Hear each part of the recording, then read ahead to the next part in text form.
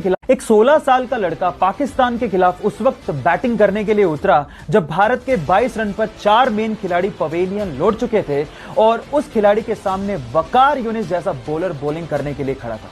अचानक से वकार यूनिस का एक बाउंसर उसके नाक पे लगा और सीधे नीचे गिरा और उसके नाक से भयंकर खून बहने लगा। फिजियोथेरेपिस्ट ने कहा कि तुम वापस चलो, रिटायर हर्ट हो जाओ, लेकिन उस खिलाड़ी ने कहा मैं खेलेगा। उसके बाद उसने उसी ओवर में 3 बाउंड्रीज मारी और एंड तक नॉट आउट रह के मैच भी बचाया। खिलाड़ियों ने उसका हौसला देखकर कहा कि भले ही इसका कद छोटा है लेकिन भविष्य में नाम बहुत बड़ा करेगा। जी हां, उसका नाम है सचिन रमेश तेंदुलकर। एक वक्त था जब तक बैठने को न कहा जाए शराफत से खड़े रहो। कद लंबा होने की वजह से कोई उनको मूवीज के लायक नहीं समझता था।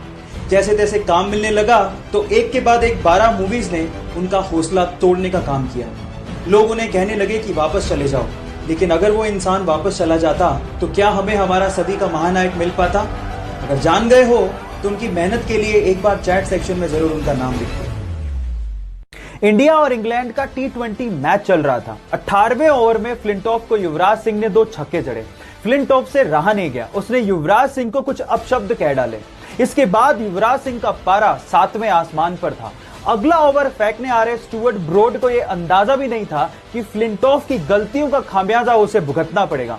फिर क्या था, स्टुअर्ट ब्रॉड की अगली 6 गेंदों पर युवराज सिंह ने 6 छक्के जड़कर रिकॉर्ड बना डाला और 12 ही गेंदों में अपना अर्धशतक भी पूरा किया और भारत ने वो मैच भी जीता।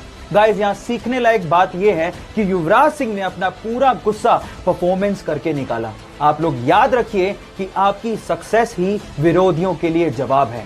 सो साइलेंट रहो और काम करते जाओ। सक्सेसफुल लोगों की 10 पावरफुल हैबिट्स में से सेकंड हैबिट है successful people take responsibility. Guys, successful लोग अपनी लाइफ में सक्सेस हो चाहे फेलियर हो पूरी रिस्पॉन्सिबिलिटी उठाते हैं। स्पेशली फेलियर के टाइम पे वो बहाने नहीं बनाते, दूसरों पे ब्लेम नहीं डालते। आप याद रखिए कि सेटबैक और फेलियर सबकी लाइफ में आते हैं, लेकिन ये आप पे डिपेंड करता है कि आप दूसरों पे बहाने बनाकर, दूसरों पे ब्लेम डालकर बाहर निकलना चाहते हैं या फिर अपने फेलियर से सीखना चाहते हैं और फिर आगे बढ़ना चाहते हैं। गाइस, गिरता हर कोई, लेकिन गिर के उठने वाले कोई सिकंदर कहते हैं। सो हैबिट नंबर 3 के लिए मुझे फॉलो करना मत भूलिएगा। मिलते हैं अगली वीडियो में। एक कॉलेज ड्रॉप आउट बंदे ने अपने दोस्त के साथ मिलकर घर के गैराज में एक इलेक्ट्रॉनिक और कंप्यूटर बनाने की कंपनी शुरू की। देखते ही देखते वो कंपनी $1 मिलियन कंपनी बन गई।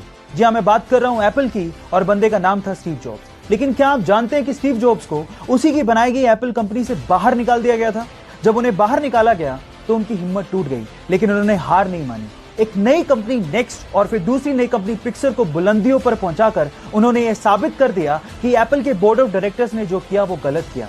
फिर उसके बाद एप्पल में एज अ सीईओ उनकी एंट्री हुई और उसके बाद स्टीव जॉब्स ने और एप्पल ने कभी पीछे मुड़ के नहीं देखा। एप्पल दुनिया की मोस्ट इनोवेटिव कंपनीज में शुमार है, जिसकी वजह है सिर्फ और सिर्फ स्टीव जॉब्स। उनका एक डायलॉग, एक सक्सेस मंत्रा मुझे आज भी याद है, स्टे हंग्री स्टे फुलिश, जो आपको और मुझे इंस्पायर करता रहेगा। So guys, stay hungry stay foolish.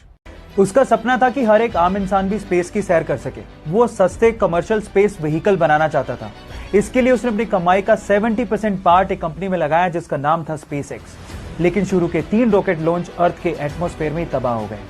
तब एक इंटरव्यू में उससे कहा गया कि अमेरिकन तुम्हारे आइडियाज पे बिलीव नहीं करते, तुम्हें अपना काम बंद कर देना चाहिए। उस वक्त उसकी आंखों में आंसू थे, लेकिन उसने कहा I will never give up. तब उसके पास सिर्फ इतना पैसा बचा था जिससे वो 4th रॉकेट लॉन्च कर सकता था, और अगर वो भी बर्बाद हो जाता तो वो और उसकी कंपनी पूरी तरह से बर्बाद हो जाती। लेकिन उसे अपने आइडिया पे बिलीव था। फाइनली उसका 4th रॉकेट लॉन्च एकदम सक्सेसफुल गया और उसके बाद नासा ने उसे $1.6 बिलियन का इन्वेस्टमेंट दिया। जी हां, उसका नाम है एलॉन मस्क। इसलिए कहते हैं ना guys, if you have a believe in your ideas, never give up, one day you will be successful. आजकल का लाइफ बड़ा स्ट्रेसफुल है।